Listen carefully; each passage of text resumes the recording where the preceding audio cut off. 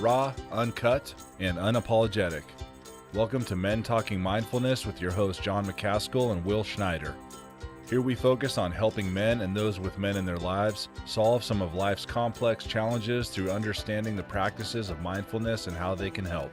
Each episode is in an environment free of judgment and criticism, with a focus on authenticity and inner peace. Let's dig in.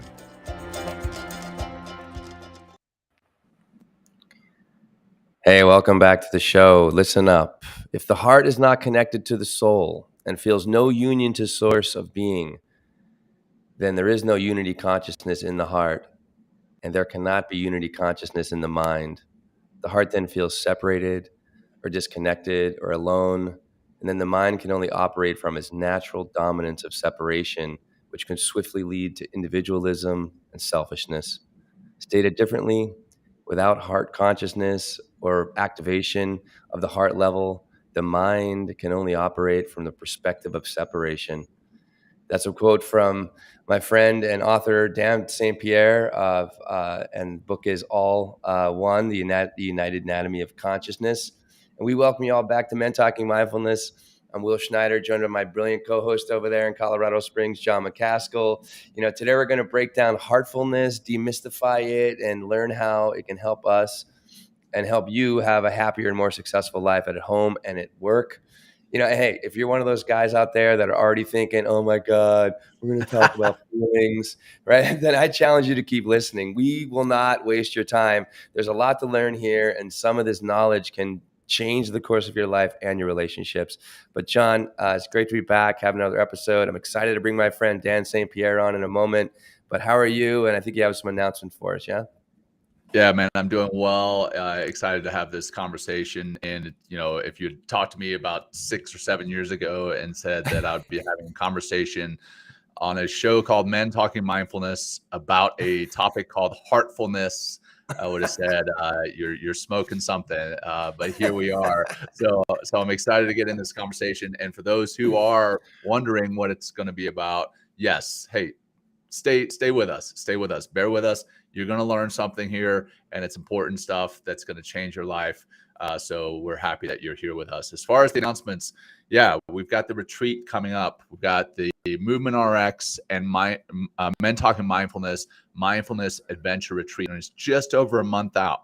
So September 16th through the 19th, we're going to be in Durango, Colorado, at the Colorado Trails Ranch. And retreat is 3.5 days, but also have a follow-on virtual integration program, and all of it together is $2,499, $2,499. And if you are part of an organization or a group that books 4 or more, then you get $500 off per person. So we'd love to have you join us there in Durango at the Colorado Trails Ranch. And to learn more, head to mentalkingmindfulness.com/retreat, or you can listen to one of our recent episodes where we actually interviewed Teresa and we had a big conversation about what the retreat is going to include. So we're definitely excited to have that retreat going on and excited for you to join us. That all said, let's introduce our guest. I'm going to bring Dan up now. There he is. Awesome. There he is. Hey, Dan, how you doing? feeling today? Good. How are you? Good. I'm feeling wonderful. Happy to be here. Yeah, likewise, man. I'm glad you're here.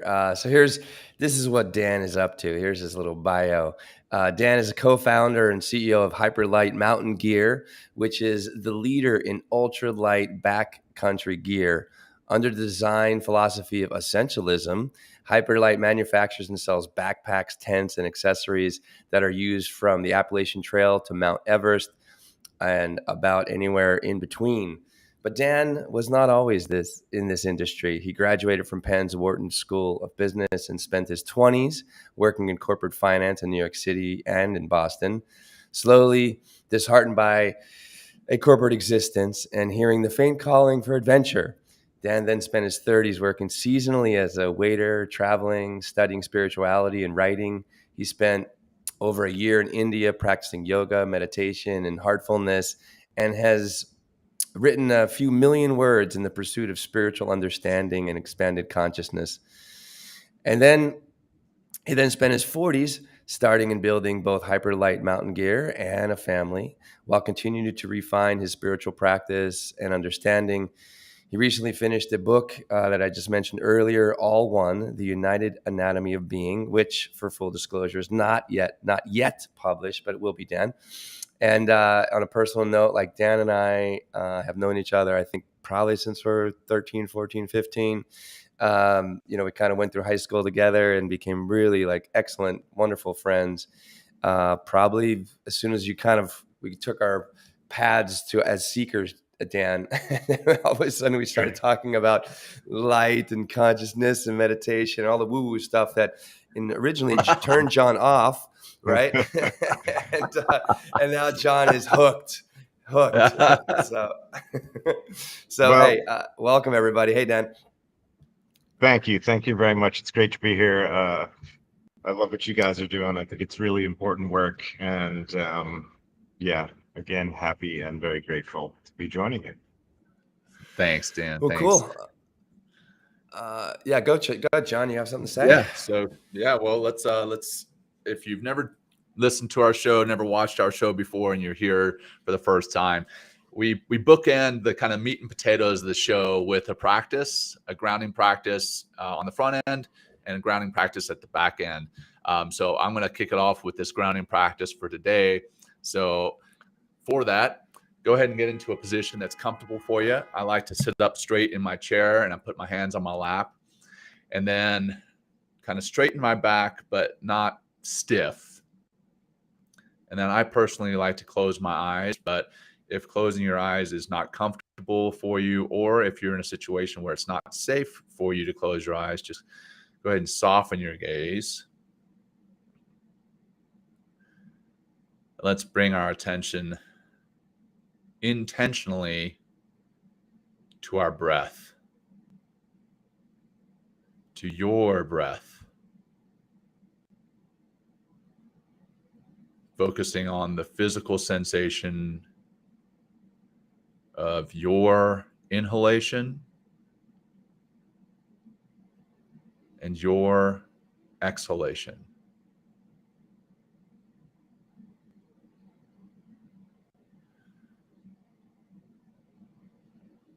Noticing how each of your breaths affects your body,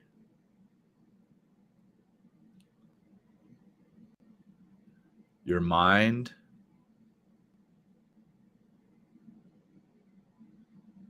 and your nervous system.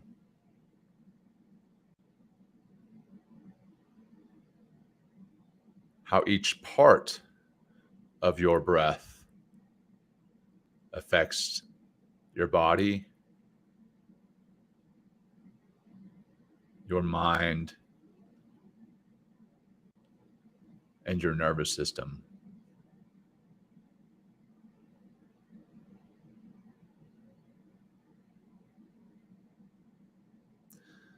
And being that today's episode is on heartfulness, let's tie into what it is we are feeling in our heart. What it is you are feeling in your heart. And being open to whatever that may be.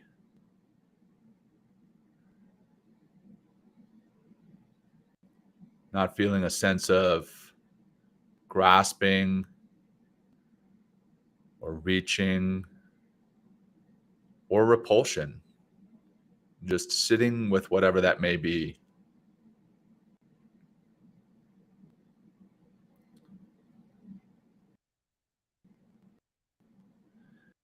And if you find that your mind wandered off to some other place, some other space, some other time, just gently bring yourself back and notice the feeling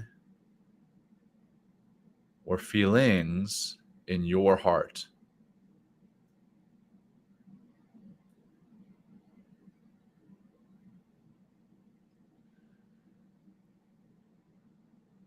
And we'll conclude together with two deep cleansing breaths. Begin by breathing out as much air as you can, bringing your navel to your spine. Deep breath in, filling your lungs all the way. Holding full, noticing that fullness, and releasing, releasing, releasing. Holding empty at the bottom. Noticing that emptiness, being okay with it. Deep breath in. Filling those lungs all the way. Holding at the top. Noticing the tension. And release, release, release. And as you release, start to bring some movement back into your body. Maybe moving your head around, loosening your shoulders. And then if your eyes were closed, go ahead and blink them open. And here we are, ready to go. All right. Will, back over to you, brother. Awesome. Hey, well, Dan, I really enjoyed reading your book, and I love how easily you explain like some very big concepts about the mind, the soul, the connection, the mind, the whole that you also talk about, and that unity consciousness and separating consciousness. And yeah, so thank you for this contribution to the work that we've been talking about for a very, very long time. And here we are having a conversation about like, like literally Dan and I've been talking about this for so long. And I remember, so let's, well, how about you tell us a little bit more about your journey from like Wharton School of Business to waiting tables to traveling through India to finding Hyperlight and, and being a dad and being a husband. Yeah, sure. I feel like I grew up with, as a happy kid. I had a great childhood, loving parents, good student, good athlete, but had zero consciousness. Maybe lucky to feel blissful, or maybe it was blissful ignorance. Yeah, right. So, I think just like to please people, doing what was expected of me. So, went to a good business school. The natural trajectory was just to go to New York City, and I think most of my classmates, at least who studied finance, were into corporate finance and investment bankers and venture capitalists, etc. But after several years, that I was finding that wasn't what I wanted to really do, or where my heart was. Mm-hmm. I saw some, I think, negative things in the corporate world. Possibly, I think I could describe it as immoral moves for profit, or for hitting Wall Street expectations, etc. And I just didn't feel like it was what I wanted to be doing for the rest of my life. And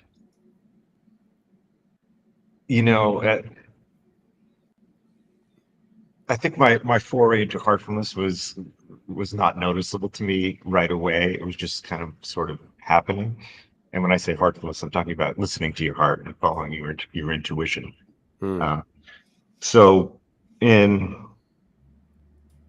I was about 27, I had a younger brother that came to live with me, and he introduced me to marijuana. And like I said, I think coming to it really late in life, but it started to change the way I was thinking. And when I described earlier that I think I lacked any awareness or consciousness, it was starting to open up my mind. And I felt like I was able to take a risk. And I left the corporate world for the first time. And my brother and I went out to Boulder, Colorado, and we tried to start a band. And we thought we were following a dream, and we had a good time, but it wasn't the dream. But really importantly, I learned that you can follow a dream, and if you don't succeed, it's not the end of the world. And maybe if it's not even the right dream, it's not the end of the world. You have tried, you have taken a risk, and then of course with the background, family is like, get back to work. Yeah, no kidding, right? Go get a job. So I got back into business and worked for a high-tech startup in Boston for a while, and I found myself in the same trap. What was the trap? If you can, maybe describe a little bit more, because there might be some people out there that kind of feel they are trapped. So what was that? What was that tension you might have been experiencing? I think it's earning a good living, doing what you're supposed to do, doing what the construct of society, media, family, church, whatever it may be, expects of you. So I think I found myself not being me, which was really important.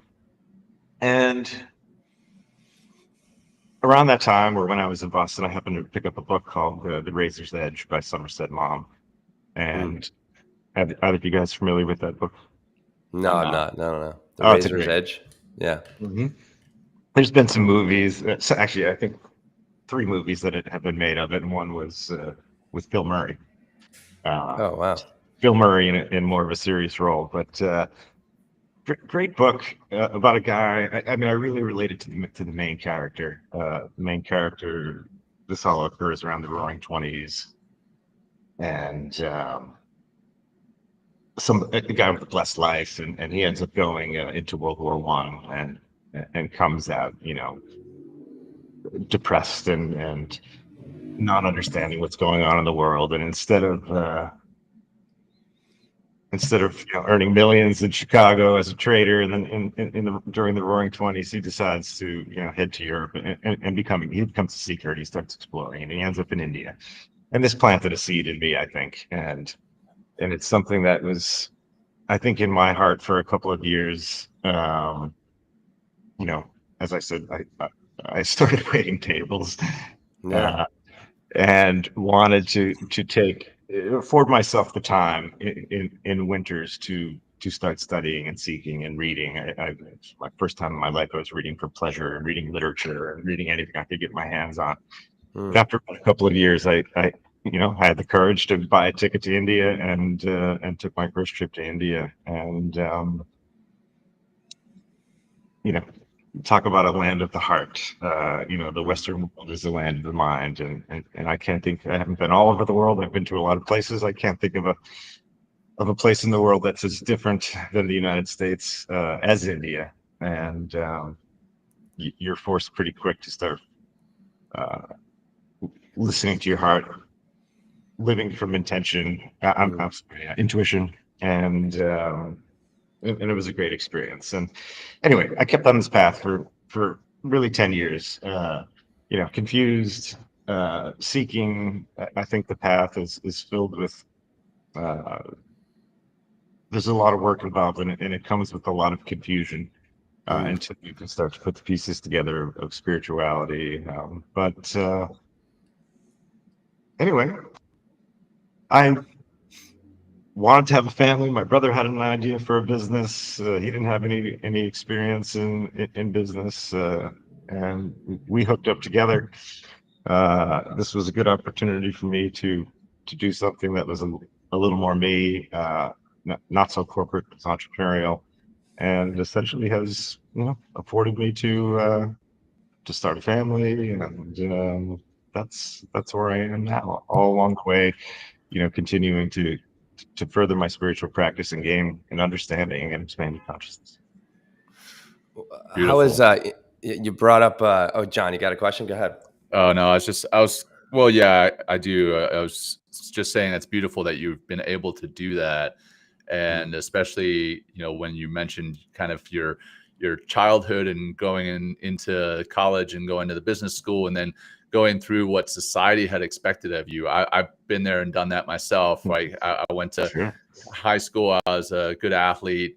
I enlisted in the Navy, went to college after that. And then the next block was, well, you're supposed to get married and then you're supposed to have children. And, my first marriage in all honesty was probably not, I wasn't mature enough in heart and mind to be married. I wasn't in the place to be married, but that's what society expected of me. And I know that a lot of our listeners a lot of the preponderance of those who actually watch the show are on LinkedIn. And that is a place where there's a lot of expectations to do something professionally, right? Well, hey, that profession might be going into venture capital, that profession might be going into commercial real estate, the profession might be whatever it may be, but there's societal expectations. And it's great to see and hear that you are able to break away from that using your heart and using your curiosity, if you will, to be a seeker. And I want to kind of peel back the onion on that term. You've used it, Will's used it. For those who are listening, that might be kind of a woo-woo term. What exactly is a seeker? And well, yeah, I guess that's my question. What exactly is a seeker, and can you expound on that? Yeah, I think a seeker is it's a term that's it's a term that's used quite often. I think in the seeker space. Yeah, exactly. Yeah. No, in spirituality and in consciousness and in mindfulness. And I view the term seeker as being somebody who's looking for the truth, looking for answers, looking for understanding beyond what we are taught and fed, again, through the constructs of our societies and our cultures. And because I don't think the path to expanded consciousness is taught by, certainly not taught in school. It's not, my experiences of religion or growing up in, a Catholic, Christian, well, being introduced to that, you're not taught that. And so you have to go out and find it on your own, I think, or at least get turned on to it on your own, some curiosity to learn more, to understand the truth, and that sets you on this path. Yeah. And it's a nonstop journey process. Like, you find one truth and then it leads you to another and then to another. And it's like, I don't know, I gotta say, it's been an incredibly rewarding experience. Like, very rewarding. Absolutely. When you really begin to access and, the technology of the heart, and then just everything, a lot of things just start to open up within you and then outside of you, and things you never thought were possible, conspiring to kind of help you to understand more of the whole, if you will, like how we're all so intimately connected, how to like achieve that connection, experiences of that connection. And it's almost like a drug in its own way, and Well, it's better than any drug. Yeah. and the benefits are rewarding. I mean, you just mentioned something that made me think of, I talk a lot about in this manuscript, in this book that I've written and working on getting published, is our levels of being. And I think it's extremely important to understand. So I think we all understand we exist on a physical level. We have our physical perceptual tools of touch, sight, sound, hearing, smell. But we also exist on an energetic level. And I think that there are two of the most fundamental characterizations or categories of energy, which is separating energy and uniting energy. And then we exist on a non-physical level. And I know not everybody believes that, or generally it is something to be believed and disbelieved, and not everybody understands it's something that can be experienced. But the body is the physical, where we have action, with a potential for action. The mind is the perceptual tool. It's an energetic level and the perceptual tool of the physical realm. It is, I think, dominated by separation. We have a dualistic mind. We need to differentiate really anything and everything in order to understand. And then we have the other part of our energetic level of being is the heart, and the heart is feeling. it is the language of the non-physical, or the soul, if you will. And it's, I think, dominant feeling is union.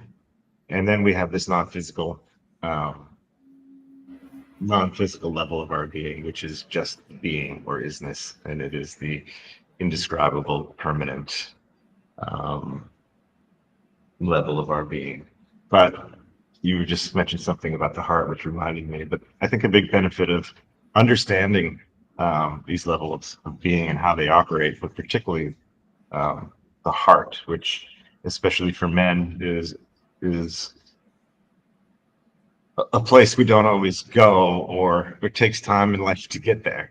But the heart knows all the what's, and I should say knows with the quotations, because you don't know it in your heart, it's a feeling. But the heart knows all the what's. It's the mind that figures out the hows. So when we do listen to our hearts, and intuition and feeling, um, you know what's right for you, and you know what you need to be doing. And I think you just mentioned something about alignment, and which, I'm sorry, brought me to this tangent. No, not a tangent at all. It's that's exactly what we're here to talk about. Okay, I'm checking my mic. Well, well, tell us some more about that. Separating, uniting, energies. Like you talk about a bunch in the book, and how that relates to our, to the mind and to the heart. And so I think that'd be important, because, I think that duality of things, and the opposition in which the physical world manifests itself, it can be, if you haven't been a seeker, you haven't been asking these questions, haven't been, doing this work, help us understand that a little bit. Sure. I think there's a few ways to come at it. I'm going to start with an arcing trajectory. So there's a couple of ways to look at this too. I mean, if we look at the physical world, we see circles or arcs everywhere. The way the sun rises, how we experience the seasons, the way celestial bodies move through the sky, the way a plant rises up and falls at the end of the season. So we can also think about our lives, or really the life of any being is, nothing exists forever. There's a beginning and a middle and an end. And it is always this rising motion you're rising up through the spring and summer of your life. You get to this apex, and there's nothing we can do about it, but we must now descend. And that rising is the separating energy to the apex. And once you hit that apex, you're descending, you're falling down. It's a returning, or uniting or reuniting energy.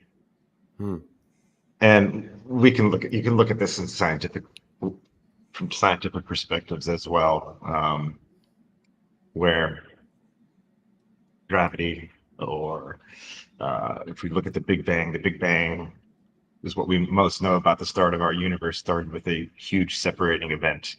So in this physical level, in this physical journey, there has to be a separation at the beginning, and we rise up, then we fall. I don't know if that makes sense, but what are we separating from? Maybe is kind of a good thing, maybe to talk about here. Yeah, you know what I mean? sure. Yeah. What are we reuniting with, or uniting to? Well, you're always separating from a source of being. So if you think about a plant rising up in the spring, it is separating from a seed, and it is separating from the ground, and it ultimately returns back to the ground. What we are separating from, and this is, again, for many people, something to believe or disbelieve until you've had a direct experience with being, or this source of being, that is what we were separating from. We were separating from the non-physical into the physical. And we're returning. on the other side of that, right? And that's so Yes. basically that's the arc, if you will, kind of the circle in the arc. The old the Lion King, it's the circle of life, right? Absolutely, absolutely. And this non-physical, I mean, this is traditionally called God, right? Um, it's the soul, it's the spirit, it's what is, referred to in I'd say non-religious practices as pure being and the pure consciousness of being. It's the non-physical, which it's like, that's that duality. It's like, I think that's, I know as a man, growing up as like, in a pretty traditional family like yourself, Dan, it was, we were asked, went to church, and, I never was able to really experience God, if you will. I just didn't have a great priest or something like that.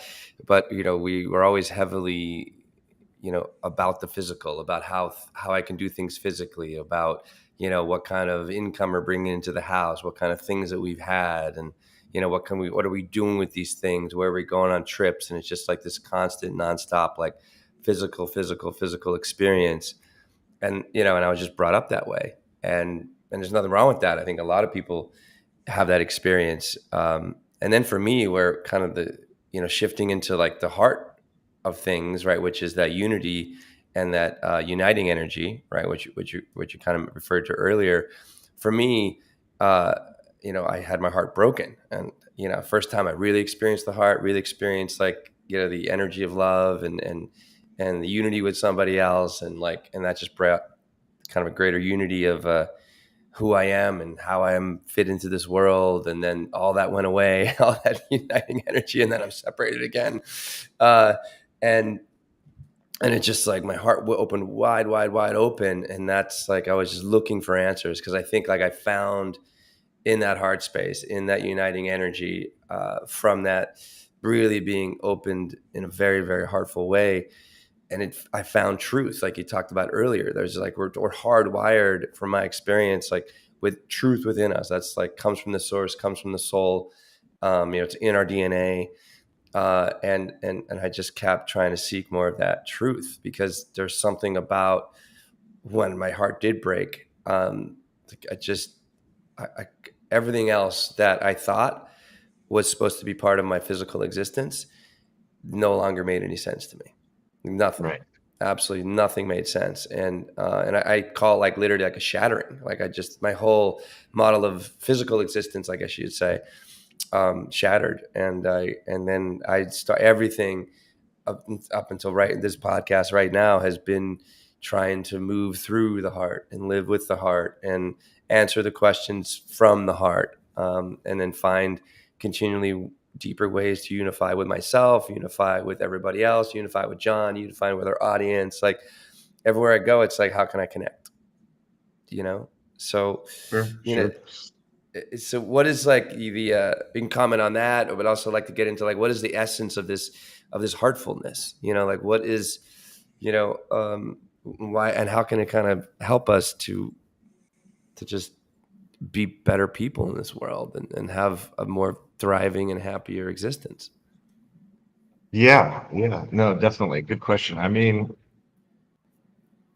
I think it's important to say that, and I all of these, what some of these topics I've talked about already are demonstrated and described in this manuscript that I'm working on, because I really don't want anything I don't want it to be a starting point of something that needs to believe to move through consciousness or understand any expanded consciousness. So it's demonstrated. Unfortunately, we don't have time to do go through those demonstrations and better or more clearly describe this process. But ultimately, this being, this isness, this non-physical that is the source of all being, regardless of what you call it, informs and directs the heart through feeling and the heart level. And the heart level informs and directs the mind and thought. And then it is the mind and thought that informs and directs the physical or our action. So this is not news. This is nothing new. think we all, well, maybe not all, but a lot of us understand that, everything starts from feeling. All of our actions come from feeling first and then a thought. So why is this important? If we want to be happy and we want to be doing what's right for us, and we want to have joyous moments, and we want to be kind and have a better world, it kind of all starts from what I call the two most fundamental heart level feelings. And that is either connection to, or I should say, a feeling of connection to or a disconnection from this source of being. Connection or unity is love. And disconnection or separation, well, that manifests itself as fear. And when we understand that we are connected to and really are one with the source of being, there's nothing to ever fear in life. There is only love that shows up, and you're willing to follow your heart, to do what's right, because there's no fear of there's no fear of taking that risk. There's no fear of going against, what we've already talked about, what is maybe expected of you. And then you have united thoughts, and you have empathy, and you have kindness and gratitude. And then, of course, your actions all show up in the same way. Yeah. I experience it in the sense of like, well, why would anyone want to hurt me? Like, why, I feel so supported when I kind of, I mean, I do try hard to kind of live as heartfully as I can typically. And that, that comes through kindness. I'm really always try to be kind to people and take care of people if they need it. And, and also it's like, why would anyone want to, hurt me? Why does anyone want to like tear me down? And just kind of, maybe it's like a little bit ignorant in some ways. I mean, I definitely am vigilant of like those kind of things and that energy of people like coming that are like kind of grifters and trying to like manipulate you in some way. But like, even in those situations, like I still can see, the heart in other people. I think that's been a big kind of win for me, is knowing that at our essence, at our core, we're all good people. We're all kind. We all are seeking the same things, that love, connection, and belonging. And if I can give a little moment of that love and connection, belonging to, whether it's a perfect stranger or a guy at the bodega or, someone that I'm teaching or a class of students or something like that, it's like, and it's amazing how that there's like, it just connects on such a deep level in the other people or the entire class that, you could really create an huge environment and a huge a place of that connection, that love, and that belonging. And just because, our hearts, like they've been studying it with heart math, how our hearts connect to one another, even though we're not conscious of it. And it's like, it's challenging in some ways to talk about, because it's difficult to measure at this point. And like you said earlier, the India and the East is so much about the heart, and we're like the land of the mind. And, without physical evidence and data and this kind of stuff and, multiple blind studies or whatever, then we just don't believe it. Until you have a circumstance like, all of us did, where, life was just upside down and nothing was making sense from this physical and mental and, mind realm. And then we went deeper. That's when we started meditating. That's when we started breathing. That's when we started, going on these like vision quests, if you will, to kind of seek more of the whole, seek more of the truth. That's right there. You just got to kind of peel away the veneer of the mind, and boom, there's truth just behind it. So, yeah, absolutely. Absolutely. The mind is so complex. The heart level is really not that complex. Why is that? Like, talk about that a little bit. Well, if we look at the physical world, I mean, there really is, at least compared to the capacity of our minds and ability to understand, there's an infinite amount of things out there in this physical world. And it's as you explore the physical world with our perceptual tools of mind, it's like going up a funnel, and it's really never ending. The heart being the language of the soul, or what I call this non-physical, is like going down a funnel. Um, and there's only really one destination. So I think maybe I'll just say something a little different. I talked about,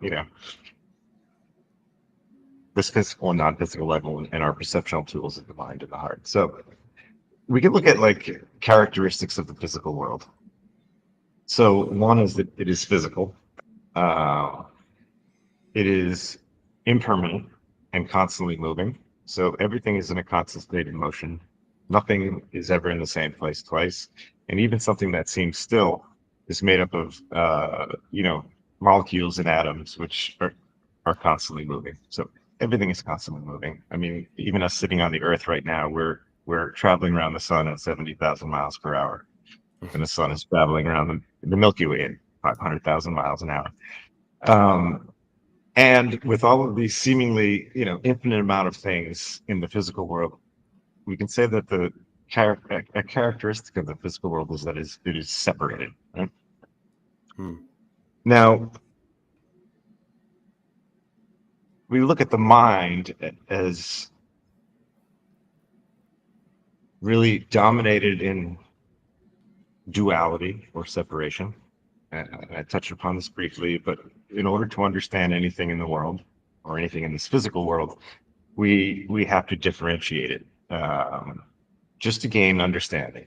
So there's, big and small and black and white and here and there. And this really is the basis for all of language, is trying to make sense and understand this physical world. And with that duality and with that differentiation, there's become a perception of opposites. And we can use that functionality of the mind, which is real and a truth, and then we can say, well, if we understand that the physical world is separated, physical and impermanent or constantly moving, then what is its opposite? And its opposite then would be the non-physical, permanent, unchanging, and fully united. And that is why the heart is the language of the soul, and higher in the hierarchy of our levels of being than thought, is really quite simple. You either feel connected to this united, fully united, permanent, unchanging, non-physical level of being, or you don't. And you can believe in it through religion or God, but belief always leads to the potential of doubt, and belief does not get you to the direct experience of it. You can't think your way to experience of this source of being, this non-physical pure being, or what we historically refer to as God. And I mean, it is God, but I sometimes hesitate to use that word because of the traditional and historical understanding or connotations. But you cannot think your way to it. You can only feel it. And this is why, like you mentioned before, it can't be proven. We can't, science can't prove it.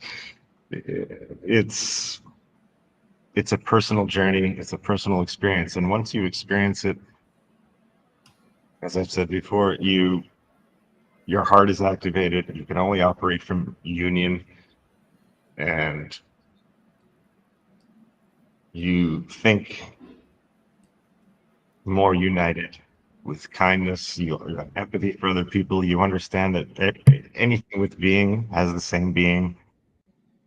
And this is what will lead to this increased consciousness and understanding is what will lead to greater happiness, a better world, and Yeah. more How do we peace. how do we practice this? Like how do we kind of get down into this stillness, into this source, into everything that you're talking about? It's like it's yeah. What are the pathways in to kind of like if somebody out there, I guess this is a good way to put it. If somebody's out there that hasn't really been scared of their feelings or haven't really had a good connection to their heart, in this sense of feeling a deeper connection, a deeper meaning to life than just, the physical and, the manipulation that continually seems to take place throughout our world through the marketing and the media and, and everyone around you trying to buy their shit. How do we go into that place? Like, is it practice? Is it, do you have to go to India? Do you have to wait tables like you did, Dan, years ago, in order Oh to yes, you have to wait appreciate? tables. That's Oh, okay. okay. Yeah, I did too. I did too. So, No, well, first of all, you guys know this. This is what your show is about. And it's what you're yeah. talking about all the time, and it's the journey you're on. And there are various methods, and when I think about the methods or the practices, I immediately go back to our levels of being. So on the physical level, we can practice acts of kindness. Um, we, if you practice yoga, there are asanas to open your heart. On the mind level, we um, we try to have empathy, and be grateful, or study spirituality. There's so much information out there, and there has been for thousands of years. On the heart level, again, I think it's feeling gratitude, feeling empathy, being nice, trying to be happy, which Practicing kindness. Yeah. Sorry, Dan. kindness, love, care, Mhm. tolerance. But this all comes so naturally when you go one step further, and I know you guys have done this, and it's meditation. Yeah. So in meditation, you still the mind. That is the requirement of meditation, because we have this dualistic mind. And what we're trying to get to in meditation is the singularity of this permanent, unchanging, fully united being. So I guess I'd like to talk maybe just briefly about Vipassana meditation. There are so many meditations out there. I have tried quite a few of them. There's some that I haven't, that I maybe would have liked to have tried, especially in India. But Vipassana,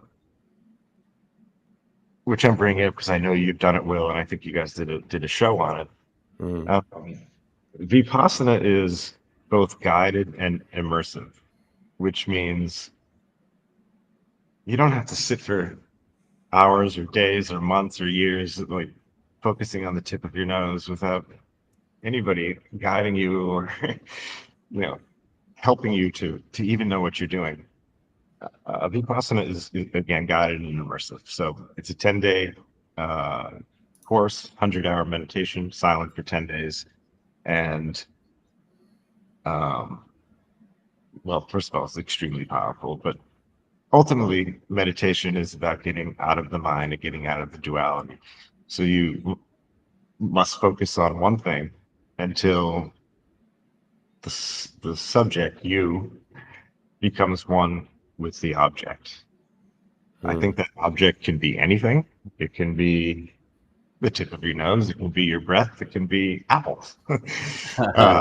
It does not matter. It's about focusing so intently on one thing, that your mind and the duality of the mind quiets and stills, and you start experiencing oneness.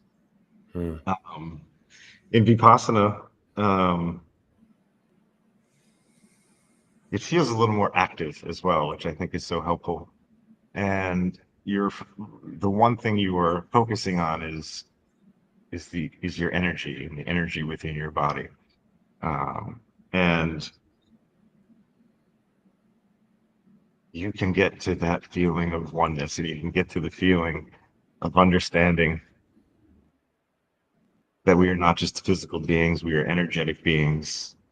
And as you continue, you can understand that we are all one, and we are all the non-physical source of being that is pure being. Yeah, it's I want to touch on Vipassana. that Yeah, go ahead, John. a little bit, Will. So, No. we talked about oneness, we've talked about duality, we've talked about connection, disconnection. And for our listeners, I want to just go one step further about why this is so important. I've got right here on the bottom of the screen a quote that you said earlier, Dan, in that connection is love, disconnection is fear. And I want to even expand on that fear portion. You said if you're connected, there's nothing to fear. But a lot of what it is we're experiencing that is considered negative emotions, negative feelings, sadness, anxiety, stress, fear of loss, is driven by fear. And this oneness, this connection for you as our audience, whether you're watching this or listening to it, this is why it's so important, is that some of those feelings that are really painful, it can keep you from experiencing those in a negative way. I think it's important to still experience those, still experience loss, still experience fear, still experience sadness, because there's the yin and yang in life, but it doesn't cause you fear of those experiences. And I just wanted more of a statement than a question there, but for our audience, I just wanted to kind of highlight why this oneness and the lack of duality is so important for you and for us. I want to also add to that. I think one of the reasons that we do live with this scarcity mindset and in fear and all those negative things that kind of take us away from our oneness, our wholeness, our from our heart, is that we're not doing things that we really enjoy doing.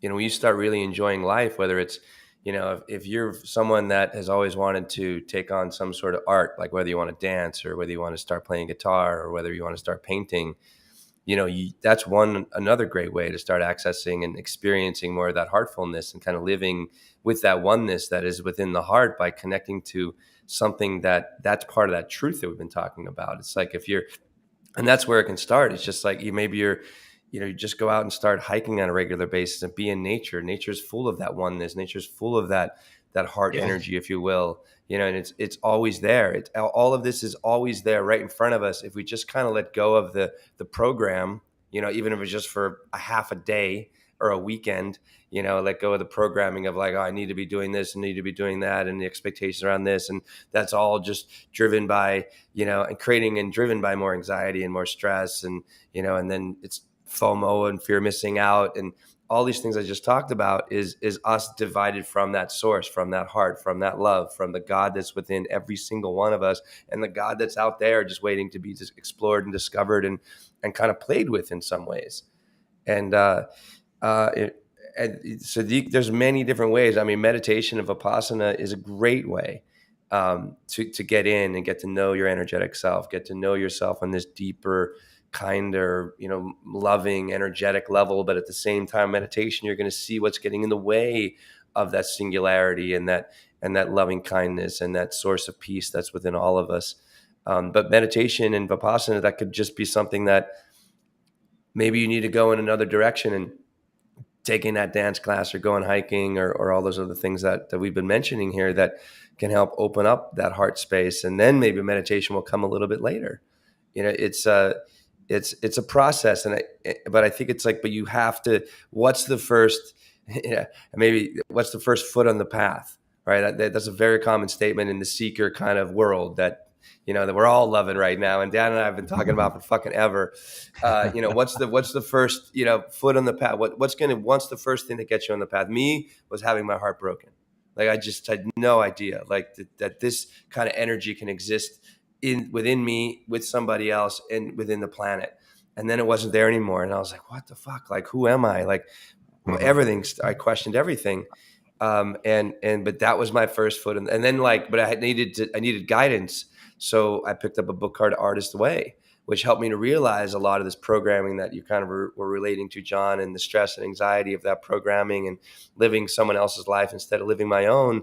And then I started to realize like what's possible, and I think also another thing is like, creativity is kind of synonymous with that love, with that connection, with that uniting energy, because we're all like creative beings at our core as well. And you can either pick up the brush and start painting the life that you want, or you can just always wonder what it'd be like to be a painter of your own life, if you will. So it's a lot of absolutely. You make some great points. I mean, it is a journey. Life is a journey. This experience is a journey. Change is very seldom a light switch. It's more of a dimmer. And in this manuscript, I spent quite a bit of time at the end talking about all of these methods, some of which you've just mentioned. Passionate and devoted action, like dancing or art, being in nature, and maybe it takes time to get to meditation. However, in my experience, meditation is the fastest way. There you go. Yeah. Psychedelics too, in some ways. I gotta say, we did an episode last week on psychedelics. We talked about marijuana. It's not a psychedelic categorically, but it just starts to open you up. So maybe cannabis is somebody's on ramp out there, to kind of open up a little bit more, well, John. I think the first step on the path is discontent. If we're happy and living a blissful life, then you don't want anything to change. Right. So there's no motivation. So discontent, which is something we all experience, and it depends on what you want to do with that discontent. If you want to try to fix it for permanently or for the long term, that tends to be the first step on the path. And then there are many ways to get there. It is a long journey. Often it takes a ton of reading, a ton of practice, some accidents, and luck. But I don't think it needs to take 20 years, especially this day and age when information is so readily available. There's so many people doing great work, and I think it can all be accelerated if you have the curiosity and motivation to pursue unshakable bliss. Yeah. And that discontent, it's also how we view discontent. People, that term in and of itself sounds negative, and people are uncomfortable with that term, and even more so with actually being in a state of discontent. When, as you've mentioned, as Will has mentioned, as I've mentioned in the past on past episodes, our discontent led us to where we are today, and where we're going to continue to seek more of that contentment through other ways, right? A lot of the time in today's day and age, if somebody feels that they are in a state of discontent, they're like, well, what do I need to fix that? Oh, well, I need a bigger house. I need more money. I need a better job. I need to have kids. I need to not have kids in the house. I need to be in another state, in any other state besides the one that I'm in, rather than saying, okay, well, let's sit with this state of discontent and explore it, and explore what else there is out there to bring me to a state of contentment. and not fix it with retail therapy or something else. That's a great point. Right. Anyhow, that's again just more of a statement than a question there. But. Yeah, in this light, I'd like to say that this is all coming for us as a species. When we think about the beginning, the middle, and the end, and this arcing journey that we are all on, and that we're on as a species, if you look at how Homo sapiens lived prior to the discovery of agriculture and a sedentary lifestyle, that is when we were living like any other being on this planet. It was really purely a physical state of consciousness, roaming to find food and find shelter, and that was it. And no possessions, only what you could carry on your back. And human nature and life changed incredibly when we started to become sedentary beings. And you can go through that whole evolutionary process, and it starts to become quite obvious that we've changed. But that was the point where we entered the mind level, and what I call like the summer of our existence. And we're getting pretty close, in my opinion, to the apex of our species. And if we're lucky enough to actually surpass that apex. But well, you mentioned earlier, Dan, sorry, so that much greater. The apex is where is the end of kind of the separating energy, right? That's and right, then we're yeah. going to slowly go into the fall and into the winter, which is the uniting energy. So it's coming, we're kind of differentiating, dissecting, dissolving, changing, dividing, hitting the very peak of the summer, the very top of the arc. And then we start to fall, just like the leaves fall off the tree back into the earth, absorbed into the earth, like, growing into something else and changing and always changing. So I just wanted to make that clear for the audience, but continue, please. Yeah, sure. Thanks. Yeah, we're still separating as a species. So, we can look at our world and life and politics and business, and the world seems so divided. Climate change and pollution, and there's a lot to be anxious or stressed about if you're not if you're not at peace or not connected to, in a fearless state, to the source of our being.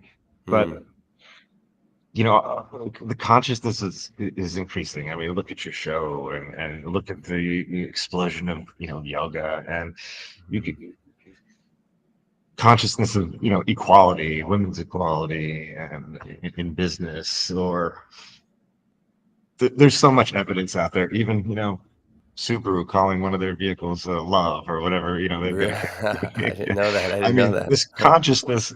This consciousness is increasing, and I think we're I have some examples in the book that demonstrate where we might be on this journey, because nobody knows for sure. We're still in the summer of our existence. We are dominated by the mind, and therefore we are further separating, but we're getting really close to this apex. And that means for our species, naturally, we move into this uniting phase, and we move as a species into heart dominance. So that's extremely optimistic.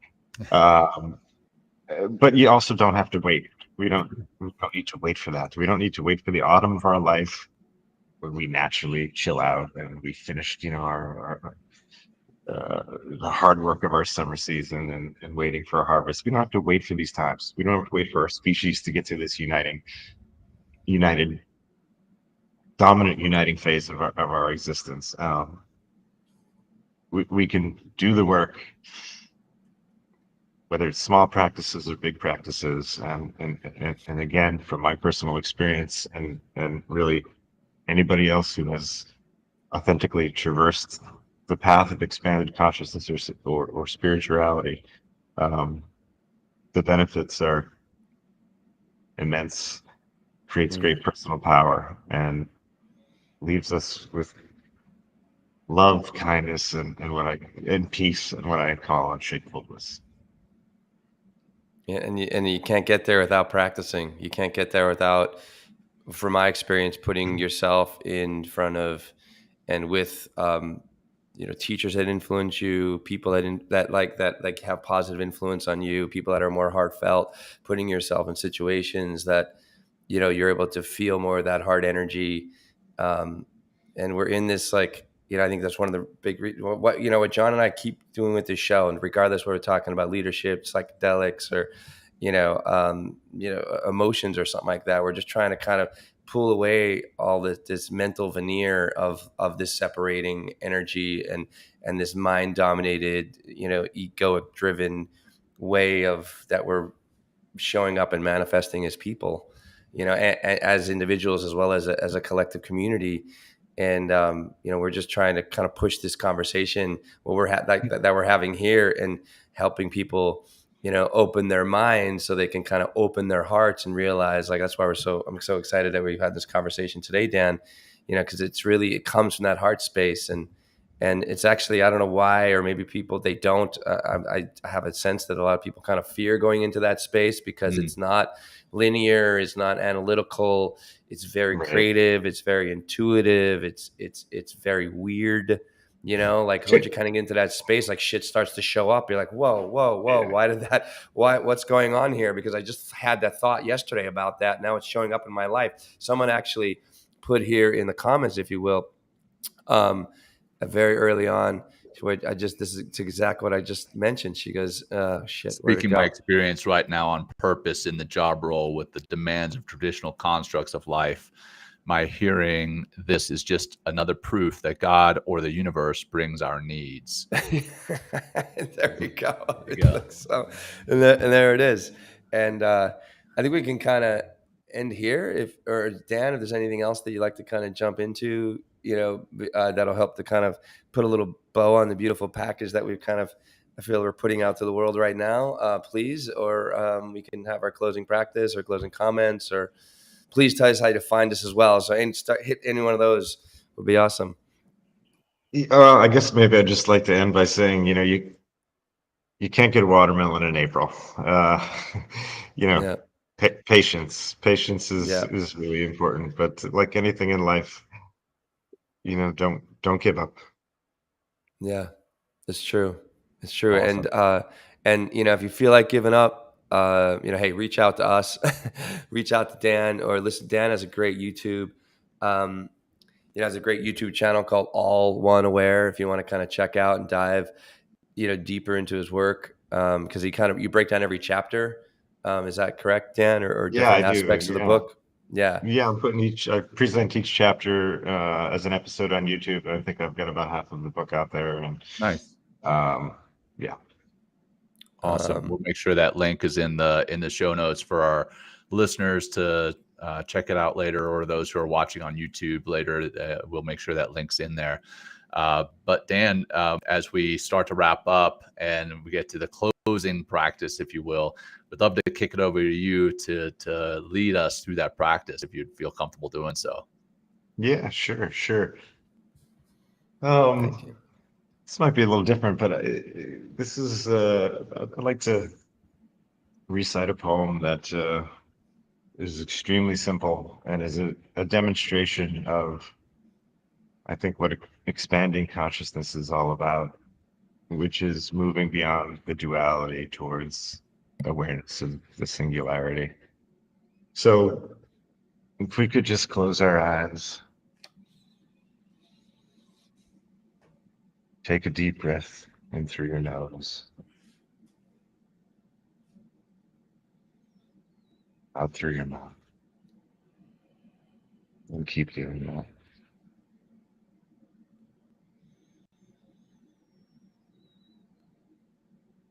Sun, no sun. Sun, no sun. Sun, no sun. Sun, sun. Sun, no sun. Sun, no sun. Sun, no sun. Sun, sun, sun. Sun, no sun. Sun, no sun. Sun, no sun. Sun, sun, sun, sun, sun, sun. Thank you. Awesome. Thank you, Dan. I love that. That's it reminds me of what you used to say a long time ago to me. Remember to remember to remember. I think it was remember not to forget to remember. There you go. All of this is within us already. And It it's is. just reacquainting ourselves with who we really are. Yeah. Yeah. And anyone out there listening, hey, thanks for showing up. Thanks for listening. Thanks for sharing this. But we all have this ability. Everybody has a heartfulness ability. And when you start connecting to that, you could really start to change your own life and literally change the world around you just by being appreciative, saying thank you, connecting, being kind to your neighbor, being kind to yourself is really where a lot of this starts, and really kind of listening to things that might sound a little weird in the beginning, but that's probably your first foot on the path calling you to take some action. So that's right. Dan, yeah. Thank you so much for joining us today. Thank you for sharing everything that you've shared. Definitely, I know our audience benefited from it. I personally benefited from it. And for our audience, I want to thank you for tuning in live today or tuning in later on the recording via video or podcast. Please share this with whoever you think may need to hear it, may need to see it. That's friends, family, colleagues, whoever. And then join us next week where we'll be interviewing fellow former Navy SEAL William Branham on getting naked. And naked is an acronym. So tune in next week to find out more about what that's all about. So thank you all. Thank you, Dan. Until next time, we will say peace. Thank you very much, gentlemen. Joining us today. We hope you walk away with some new tools and insights to guide you on your life journey. New episodes are being published every week, so please join us again for some meaningful discussion. For more information, please check out mentalkingmindfulness.com.